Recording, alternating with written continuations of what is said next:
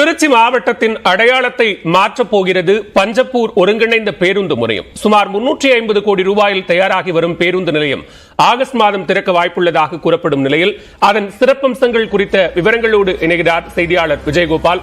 விஜயகோபால், தற்போது இந்த பேருந்து முனையம் என்பது எந்தெந்த பகுதிகளை இணைக்கக்கூடிய ஒன்றாக இருக்கும்? இதனுடைய சிறப்பம்சங்கள் என்ன? விவரங்களை பதிவு செய்யலாம்.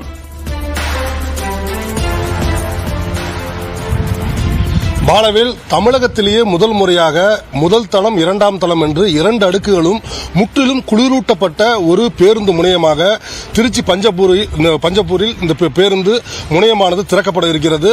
350 கோடி ரூபாய் செலவில் வருகின்ற ஆகஸ்ட் மாதம் இந்த பேருந்து முனையம் திறக்க வாய்ப்புள்ளதாக கூறப்படுகிறது.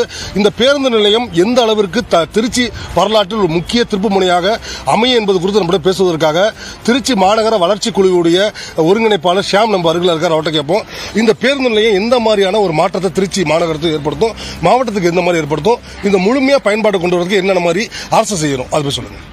திருச்சி ஒரு 1.5 மில்லியன் பிளஸ் பாப்புலேட்டட் சிட்டியா இருந்துட்டு இருக்கு. இதோட நீட்ஸ் அப்படின்றது ரொம்ப அதிகமா இருந்துட்டு இருக்கு. இப்போ தமிழ்நாட்டிலே ஒரு டிரான்சிட் ஹப்பா இருக்கக்கூடிய திருச்சிராப்பள்ளியில இப்படி ஒரு இன்டகிரேட்டட் பஸ் டெர்மினஸ் வர்றது உண்மையிலே ஒரு பெரிய வரப்பிரசாதமா இருந்துட்டு இருக்கு.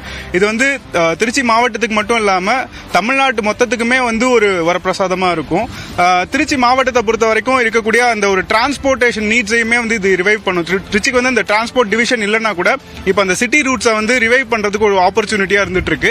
அதே மாதிரி திருச்சியில இருக்கக்கூடிய எல்லா பார்ட்ஸையுமே இந்த இன்டகிரேட்டட் பஸ் டெர்மினஸோட இணைக்கிற ஒரு திட்டத்தையும் செயல்படுத்தணும், விரைவில் செயல்படுத்தணும். இப்போ செமி ரிங் ரோடா இருக்கக்கூடிய இந்த விஷயத்தை ஃபுல் ரிங் ரோடா கன்வெர்ட் பண்ணணும். அப்ப அந்த மாதிரி பண்றப்ப இந்த இன்டகிரேட்டட் பஸ் டெர்மினஸோட அந்த முழு பயன் மக்களுக்கு ரீச் ஆகும்.